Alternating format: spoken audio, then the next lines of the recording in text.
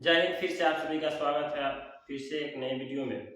तो dear friends, आज class में हम लोग कक्षा 10th क्लास के कुछ इंपॉर्टेंट क्वेश्चन जो बच गए थे उनको लेकर आए हैं। तो आप लोग इसे भी समझ लीजिए जो इस बार फाइनल बोर्ड परीक्षा में पूछे जाने वाले हैं। तो चलिए देखते हैं हम लोग कौन सा वो क्वेश्चन है जो इस बार फाइनल एग्जाम में आने की 100% गारंटी है। पहला नंबर क्वेश्चन है कि लैटेक्स कहाँ पाया जाता है। लैटेक्स कहाँ पाया जाता है? तो पीपल के पेड़ में, बरगद के पेड़ में, और जो पीला कनेर होता है, फूल एगो होता है जिससे बृहस्पति भगवान का पूजा किया जाता है, उस पेड़ में जो है लैटेक्स पाया जाता है। अगला क्वेश्चन है दूसरा नंबर, मानव हृदय में कितने वेश्म पाए जाते हैं? तो मानव हृदय में जो है वेश्मों की संख्या 4 है। कितने हैं? तो 4 है। अगला क्वेश्चन है कि मानव मूत्र में यूरिया की कितनी प्रतिशत मात्रा होती है? तो 2% होता है। मानव मूत्र में जो यूरिया की मात्रा होती है वो 2% होती है। अगला क्वेश्चन है किसकी उपस्थिति के कारण जो रक्त है यानी खून का रंग जो है लाल दिखता है? तो हीमोग्लोबिन के कारण जो है खून का रंग लाल दिखता है। तो कौन ऐसा छोटा सा जीव है जिसके अंदर रक्त जो होता है मतलब हीमोग्लोबिन नहीं पाया जाता? हीमोग्लोबिन नहीं पाया जाएगा तो उसका रक्त लाल नहीं होगा, तो वो है मक्खी। इसे भी आप लोग याद रखेंगे। पांचवा क्वेश्चन है वसा का पाचन कौन करता है? वसा का पाचन जो है लाइपेज करता है। छठा नंबर क्वेश्चन है कि वाष्पोत्सर्जन कैसी प्रतिक्रिया है? वाष्पोत्सर्जन जो है ये भौतिक प्रतिक्रिया है। सातवां नंबर क्वेश्चन है किण्वन क्रिया पाई जाती है? किण्वन क्रिया किसमें पाई जाती है? तो ईस्ट में पाई जाती है। ईस्ट में किण्वन की क्रिया होती है। अगला क्वेश्चन है 8 नंबर कि प्रकाश संश्लेषण की क्रिया में क्या उत्पन्न होता है? तो इसमें कार्बोज उत्पन्न होता है। क्या उत्पन्न होता है? तो कार्बोज। 9 नंबर क्वेश्चन है कि पीत रस कहां से स्रावित होता है? तो पीत रस जो है यकृत से स्रावित होता है। कहां से स्रावित होता है? यकृत से। अगला क्वेश्चन है कि स्वपोषी पोषण होता है, ये कहां होता है? हरे पौधे में। ठीक है, सारे क्वेश्चन एक मेथड में दिया गया है, आप लोग समझ सकते हैं इसको और लिख लिख करके कोशिश कीजिए याद करने का। ठीक है, अगला क्वेश्चन है कि बिहार की आय में सर्वाधिक योगदान होता है किस क्षेत्र का? तो सेवा क्षेत्र का बिहार के जो है आय में योगदान ज्यादा होगा। अभी जान ही रहे हैं सेवा क्षेत्र डिजिटल के माध्यम से कितना तेजी से फैल रहा है, आने वाले समय में वही हावी हो जाएगा। बिहार की अर्थव्यवस्था जो है प्राथमिक क्षेत्र का मुख्य अंग क्या है? बिहार की अर्थव्यवस्था में प्राथमिक क्षेत्र का मुख्य अंग जो है वो है खेती बाड़ी, कृषि। एक फॉर्मूला है y = c+i। ये फार्मूला को किसने बताया था? तो प्रोप्राइटर केन्स ने इस फार्मूला को बताया था पूंजी निकालने के लिए। ठीक है, अगला क्वेश्चन वार्षिक आय निकालने के लिए फार्मूला बताया गया था। भारत के किस राज्य के प्रति व्यक्ति आय जो है सर्वाधिक है? तो गोवा का जो प्रति व्यक्ति आय है सर्वाधिक है, न कम है न ज्यादा है, जो मीडियम होना चाहिए मैक्सिमम वही है। भारत में राष्ट्रीय आय की गणना कौन करता है? भारत में जो राष्ट्रीय आय का इनकम होता है उसका गणना कौन करता है? तो CSO यानी केंद्रीय सांख्यिकी संगठन करता है। अगला छठा नंबर क्वेश्चन है कि भारत की राष्ट्रीय आय का सर्वप्रथम अनुमान किसने लगाया? भाई इतना पैसा आ रहा है तो इसका अनुमान होना चाहिए ना कि कहां जा रहा है पैसा। तो दादा भाई नौरोजी साहब ने सर्वप्रथम राष्ट्रीय आय का गणना का आंकड़ा लगाया था। अगला क्वेश्चन है गरीबी के कुचक्र की धारणा किसने दी? तो गरीबी के कुचक्र की जो धारणा दिया रैगनर नॉकर्स ने दिया था। अगला क्वेश्चन है कि प्लास्टिक मुद्रा क्या है? प्लास्टिक मुद्रा जो है एक डेबिट कार्ड होता है, प्लास्टिक मुद्रा जिससे आप एटीएम के द्वारा पैसा निकालते हैं। अगला क्वेश्चन है कि किसने कहा कि आधुनिक युग की प्रगति का श्रेय जो है मुद्रा को है? यह बात जो है किसने कहा था? तो मार्शल ने कहा। तो मार्शल ने कहा। अगला क्वेश्चन है कि विनिमय के कितने रूप होते हैं? तो विनिमय का 2 रूप होता है। कितना रूप होता है? 2। अगला क्वेश्चन हम लोग जनरल स्टडी से क्वेश्चन में लेते हैं कि वसा का संश्लेषण किसमें होता है। वसा का जो संश्लेषण होता है वो SER इंग्लिश फॉर्म में लिखा हुआ है, इससे भी आपको याद रखेंगे। अगला क्वेश्चन दूसरा नंबर है, तारक केंद्रक का कार्य क्या है। तो इसका काम यही है कि यह तर्कु का निर्माण करेगा। किसका निर्माण करेगा? तर्कु का। फिर अगला क्वेश्चन तीसरा है कि पादप कोशिका के चारों ओर यानी चारों तरफ पाए जाने वाले झिल्ली को क्या कहते हैं? कोशिका होना चाहिए यहाँ पे। तो इसके चारों तरफ जो पाया जाता है वो कौन सा झिल्ली पाया जाता है? प्लाज्मा झिल्ली। अगला क्वेश्चन है कि पादप और जंतु कोशिका में, पादप कोशिका और जंतु कोशिका में प्रमुख अंतर क्या है? तो पोषण संबंधी अंतर होता है। कोई पूछते लड़का लड़की में अंतर, तो ये भी तो एक अंतर बताना पड़ेगा ना आपको। तो अगला क्वेश्चन है, किस कोशिका में आकृति निश्चित नहीं होती है। जैसे कोई कोशिका होता है तो उसका आकृति फिक्स होता है, लेकिन इसका जो है आकृति फिक्स नहीं होता है। अमीबा जो है अपना आकार कहीं से भी बढ़ा सकता है, घटा सकता है, भोजन कहीं से भी ग्रहण करता है, कहीं से भी निकाल देता है, उसके लिए फिक्स स्थान उसमें नहीं रहता। जब किताब आप अच्छे से पढ़ेंगे, चाहे आपको अध्ययन कराया गया होगा तो उसमें समझाया गया होगा कि अमीबा जो है अपना आकार पल-पल बदलता रहता है। ठीक है। सबसे लंबी कोशिका कौन है? सबसे लंबी जो कोशिका है वो तंत्रिका कोशिका है। आने वाला क्वेश्चन जो है 7वां नंबर, कोशिका झिल्ली में नहीं पाया जाता है। कौन सा ऐसा चीज है जो कोशिका झिल्ली में नहीं पाया जाता है? क्रिस्टी जो है कोशिका झिल्ली में नहीं पाया जाता है। अगला क्वेश्चन है 8वां नंबर, कोशिका झिल्ली में पाए जाते हैं क्या? तो डेस्मोसोम जो है वह कोशिका झिल्ली में पाए जाते हैं। फिर आने वाला क्वेश्चन नंबर है कि कौन सा गुण जो है प्लाज्मा झिल्ली में पाया जाता है। कौन ऐसा गुण को बताइए जो सिर्फ और सिर्फ प्लाज्मा झिल्ली में पाया जाता है। तो यह चयनित होता है, मतलब चुन कर आता है, और पारगम्यता इसमें होती है। अगला क्वेश्चन है कि इसमें कौन जो है आत्महत्या की थैली। क्वेश्चन बहुत बार पूछा जा चुका है कि आत्महत्या की थैली किससे कहते हैं? तो लाइसोसोम को कहा जाता है। ठीक है, 9th क्लास के बच्चे विशेष ध्यान देंगे इसको। अगला क्वेश्चन है, उत्पादन का साधन क्या है। तो उत्पादन का जो फर्स्ट ऑफ ऑल साधन है श्रम है। अगर आप मेहनत करेंगे तो भी तो उत्पादन होगा। फिर अगला क्वेश्चन है, इनमें कौन उत्पादन का साधन नहीं है? उपभोग। आप खाना खा रहे हैं, उत्पादन कर रहे हैं नहीं, खत्म कर रहे हैं इसको। फिर अगला है, इनमें कौन अचल पूंजी है। अचल पूंजी का मतलब कारखाने का भवन जो है अचल पूंजी है। चौथा नंबर है, भारत में कृषि का नवीन पद्धति कब अपनाई गई। तो ये 1966 से 67 में भारत में नवीन कृषि का पद्धति अपनाया गया था। 5वां नंबर क्वेश्चन है कि किस राज्य में हरित क्रांति का सर्वाधिक प्रभाव पड़ा है। किस राज्य में, आप ऐसे भी कह सकते हैं भारत के किस राज्य में हरित क्रांति का सबसे ज्यादा प्रभाव पड़ा है। तो सबसे ज्यादा जो प्रभाव पड़ा है वो पंजाब एवं हरियाणा में पड़ा है। इसका प्रभाव किसका प्रभाव? हरित क्रांति का प्रभाव। अगला क्वेश्चन है कि कार्यशील पूंजी के अंतर्गत किसको रखा जाता है। तो कार्यशील पूंजी के अंतर्गत जो है मुद्रा को रखा जाता है। फिर अगला क्वेश्चन आता है कि उत्पादन के साधनों में कौन सा सर्वाधिक महत्वपूर्ण है। तो उत्पादन के साधनों में जो है सर्वाधिक महत्वपूर्ण भूमि है। कहाँ पर उत्पादन कीजिएगा? भूमि रहेगा तब ना उसको उत्पादन कीजिए। तो उत्पादन का जो सबसे प्रिय साधन है वो क्या है? भूमि है। ठीक है। अब आने वाला क्वेश्चन जो है वह है, कार्यशील पूंजी निर्माण होता है किसमें होता है? तो खाद भी होता है। 9 नंबर क्वेश्चन है कि माल्थस का सिद्धांत किससे संबंधित है। तो माल्थस का जो सिद्धांत है वो संबंधित है जनसंख्या से। किससे संबंधित है? जनसंख्या से संबंधित है। फिर आने वाला क्वेश्चन अगला है कि लास्ट क्वेश्चन है, उत्पादन का साधन है क्या है? उत्पादन का साधन श्रम है।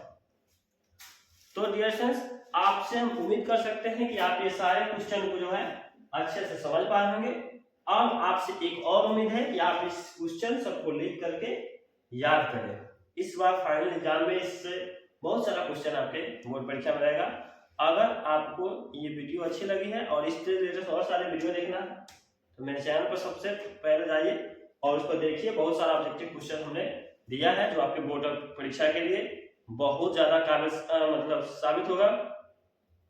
तो उम्मीद करते हैं कि आप ये सब क्वेश्चन याद कर लेंगे लिख करके। तो अगर आपको वीडियो अच्छी लगी है तो चैनल को सब्सक्राइब कीजिए वीडियो को लाइक तथा शेयर कीजिए ताकि आने वाली मेरी हर वीडियो आपके पास इसी तरह सफलतापूर्वक पहुंचती रहे। पहला नंबर क्वेश्चन है कि लैटेक्स कहाँ पाया जाता है। लैटेक्स कहाँ पाया जाता है, तो पीपल के पेड़ में, बरगद के पेड़ में, और जो पीला कनेर होता है, फूल एगो होता है जिससे बृहस्पति भगवान का पूजा किया जाता है, उस पेड़ में जो है लैटेक्स पाया जाता है। अगला क्वेश्चन है दूसरा नंबर, मानव हृदय में कितने वेश्म पाए जाते हैं। तो मानव हृदय में जो है वेश्मों की संख्या 4 है। कितने हैं, तो 4 है। अगला क्वेश्चन है कि मानव मूत्र में यूरिया की कितनी प्रतिशत मात्रा होती है। तो 2% होता है। मानव मूत्र में जो यूरिया की मात्रा होती है वो 2% होती है। अगला क्वेश्चन है किसकी उपस्थिति के कारण जो रक्त है यानी खून का रंग जो है लाल दिखता है। तो हीमोग्लोबिन के कारण जो है खून का रंग लाल दिखता है। तो कौन ऐसा छोटा सा जीव है जिसके अंदर रक्त जो होता है मतलब हीमोग्लोबिन नहीं पाया जाता। हीमोग्लोबिन नहीं पाया जाएगा तो उसका रक्त लाल नहीं होगा, तो वो है मक्खी। इसे भी आप लोग याद रखेंगे। पांचवा क्वेश्चन है वसा का पाचन कौन करता है। वसा का पाचन जो है लाइपेज करता है। छठा नंबर क्वेश्चन है कि वाष्पोत्सर्जन कैसी प्रतिक्रिया है। वाष्पोत्सर्जन जो है ये भौतिक प्रतिक्रिया है। सातवां नंबर क्वेश्चन है किण्वन क्रिया पाई जाती है। किण्वन क्रिया किसमें पाई जाती है, तो ईस्ट में पाई जाती है। ईस्ट में किण्वन की क्रिया होती है। अगला क्वेश्चन है 8 नंबर कि प्रकाश संश्लेषण की क्रिया में क्या उत्पन्न होता है। तो इसमें कार्बोज उत्पन्न होता है। क्या उत्पन्न होता है, तो कार्बोज। 9 नंबर क्वेश्चन है कि पीत रस कहां से स्रावित होता है। तो पीत रस जो है यकृत से स्रावित होता है। कहां से स्रावित होता है, यकृत से। अगला क्वेश्चन है कि स्वपोषी पोषण होता है, ये कहां होता है, हरे पौधे में। ठीक है, सारे क्वेश्चन एक मेथड में दिया गया है, आप लोग समझ सकते हैं इसको और लिख लिख करके कोशिश कीजिए याद करने का। ठीक है, अगला क्वेश्चन है कि बिहार की आय में सर्वाधिक योगदान होता है किस क्षेत्र का। तो सेवा क्षेत्र का बिहार के जो है आय में योगदान ज्यादा होगा। अभी जान ही रहे हैं सेवा क्षेत्र डिजिटल के माध्यम से कितना तेजी से फैल रहा है, आने वाले समय में वही हावी हो जाएगा। बिहार की अर्थव्यवस्था जो है प्राथमिक क्षेत्र का मुख्य अंग क्या है। बिहार की अर्थव्यवस्था में प्राथमिक क्षेत्र का मुख्य अंग जो है वो है खेती बाड़ी, कृषि। एक फॉर्मूला है y=c+i। ये फार्मूला को किसने बताया था, तो प्रोप्राइटर केन्स ने इस फार्मूला को बताया था पूंजी निकालने के लिए। ठीक है, अगला क्वेश्चन वार्षिक आय निकालने के लिए फार्मूला बताया गया था। भारत के किस राज्य के प्रति व्यक्ति आय जो है सर्वाधिक है। तो गोवा का जो प्रति व्यक्ति आय है सर्वाधिक है, ना कम है ना ज्यादा है, जो मीडियम होना चाहिए मैक्सिमम वही है। भारत में राष्ट्रीय आय की गणना कौन करता है। भारत में जो राष्ट्रीय आय का इनकम होता है उसका गणना कौन करता है, तो CSO यानी केंद्रीय सांख्यिकी संगठन करता है। अगला छठा नंबर क्वेश्चन है कि भारत की राष्ट्रीय आय का सर्वप्रथम अनुमान किसने लगाया। भाई इतना पैसा आ रहा है तो इसका अनुमान होना चाहिए ना कि कहां जा रहा है पैसा। तो दादर भाई नौरोजी साहब ने सर्वप्रथम राष्ट्रीय आय का गणना का आंकड़ा लगाया था। अगला क्वेश्चन है गरीबी के कुचक्र की धारणा किसने दी। तो गरीबी के कुचक्र की जो धारणा दिया रैगनर नॉकर्स ने दिया था। अगला क्वेश्चन है कि प्लास्टिक मुद्रा क्या है। प्लास्टिक मुद्रा जो है एक डेबिट कार्ड होता है, प्लास्टिक मुद्रा जिससे आप एटीएम के द्वारा पैसा निकालते हैं। अगला क्वेश्चन है कि किसने कहा कि आधुनिक युग की प्रगति का श्रेय जो है मुद्रा को है। यह बात जो है किसने कहा था, तो मार्शल ने कहा। प्रोप्राइटर मार्शल ने कहा। अगला क्वेश्चन है कि विनिमय के कितने रूप होते हैं। तो विनिमय का 2 रूप होता है। कितना रूप होता है, 2। अगला क्वेश्चन हम लोग जनरल स्टडी से क्वेश्चन में लेते हैं कि वसा का संश्लेषण किसमें होता है। वसा का जो संश्लेषण होता है वो SER इंग्लिश फॉर्म में लिखा हुआ है, इसे भी आप लोग याद रखेंगे। अगला क्वेश्चन दूसरा नंबर है तारक केंद्रक का कार्य क्या है। तो इसका काम यही है कि यह तर्कु का निर्माण करेगा। किसका निर्माण करेगा? तर्कु का। फिर अगला क्वेश्चन तीसरा है कि पादप कोशिका के चारों ओर यानी चारों तरफ पाए जाने वाले झिल्ली को क्या कहते हैं? कोशिका होना चाहिए यहाँ पे। तो इसके चारों तरफ जो पाया जाता है वो कौन सा झिल्ली पाया जाता है? प्लाज्मा झिल्ली। अगला क्वेश्चन है कि पादप और जंतु कोशिका में, पादप कोशिका और जंतु कोशिका में प्रमुख अंतर क्या है? तो पोषण संबंधी अंतर होता है।